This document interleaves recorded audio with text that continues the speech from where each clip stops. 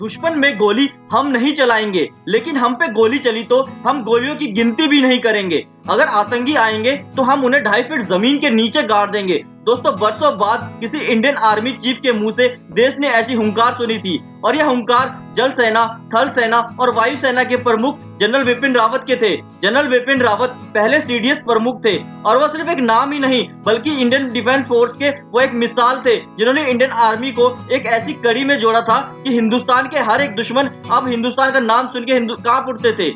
लेकिन दुख बस इस बात का है कि वह बेबाक आवाज और अपने साहसी निर्णय के लिए विश्व मशहूर भारतीय सेना के ताकत सीडीएस बिपिन रावत अब हमारे बीच नहीं रहे। दरअसल तमिलनाडु में एक हेलीकॉप्टर क्रैश में सीडीएस बिपिन रावत और उनकी पत्नी मधुलिका रावत समेत 13 लोगों का निधन हो गया। इस घटना के बाद देश भर में दुख की लहर है। लेकिन इसी बीच सीडीएस बिपिन रावत के बारे में बहुत से विशेषज्ञों का यह मानना है कि बिपिन रावत सेना के सर्वोच्च पद पे थे, और उनके कार्यकाल में सेना ने 2 बड़ी सर्जिकल स्ट्राइक भी की थी। इसके चलते इस बात से इनकार नहीं किया जा सकता कि हेलीकॉप्टर क्रैश होना महज एक हादसा न होकर एक बड़ी साजिश भी हो सकती है, क्योंकि जो वो हेलीकॉप्टर इस्तेमाल कर रहे थे MI-17, वो इंडियन एयरफोर्स का सबसे भरोसेमंद हेलीकॉप्टर है। और इसी वजह से सीडीएस बिपिन रावत को ले जा रहे MI-17 हेलीकॉप्टर के क्रैश होने के बाद उसके ब्लैक बॉक्स की काफी चर्चा हो रही है, क्योंकि इस ब्लैक बॉक्स के मिलने के बाद घटना से जुड़े कई राज सामने आ सकते हैं। लेकिन सवाल ये उठता है कि ब्लैक बॉक्स आखिर होता क्या है।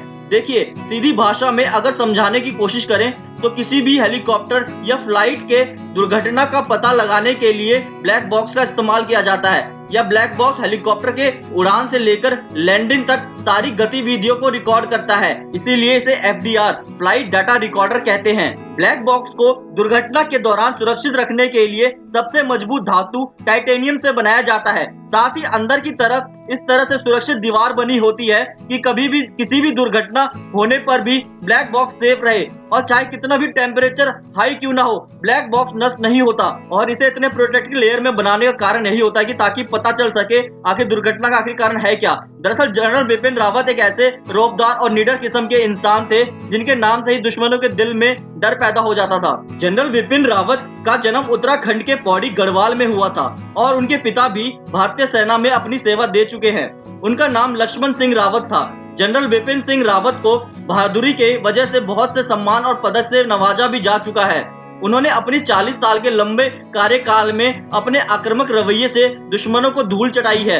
दरअसल जनरल बिपिन रावत का ये मानना था कि पाकिस्तान भारत का नंबर 1 दुश्मन नहीं है, बल्कि भारत का नंबर 1 दुश्मन चीन है। इसीलिए वो हमेशा कहा करते थे, भारत को आने वाले समय में 2 मोर्चों में दुश्मनों का सामना करना पड़ सकता है, क्योंकि चीन सुपर पावर बनना चाहता है, और इसके लिए वो दक्षिण एशिया और हिंद महासागर में अपनी पकड़ मजबूत कर रहा है। म्यांमार और बांग्लादेश में चीन की घुसपैठ भारत के लिए राष्ट्रीय हितों के हिसाब से ठीक नहीं है, क्योंकि ये भारत को घेरने के प्रयास हैं, और इसे आने वाले समय में एशिया में भारत के लिए खतरा पैदा हो सकता है। बिपिन रावत ने यह भी माना था कि पाकिस्तान आगे चल के जम्मू कश्मीर में भी घुसपैठ जारी रखेगा। यही नहीं, वो पंजाब सहित देश के बाकी हिस्सों में भी समस्याएं पैदा कर सकता है। दोस्तों, जनरल बिपिन रावत ने चीन और पाकिस्तान जैसे दुश्मनों से कड़ी चुनौतियों के बाद भी अपने देश की रक्षा की। जनरल बिपिन रावत के हेलीकॉप्टर की दुर्घटना होने की वजह से निधन हो जाने पे हमें खेद है।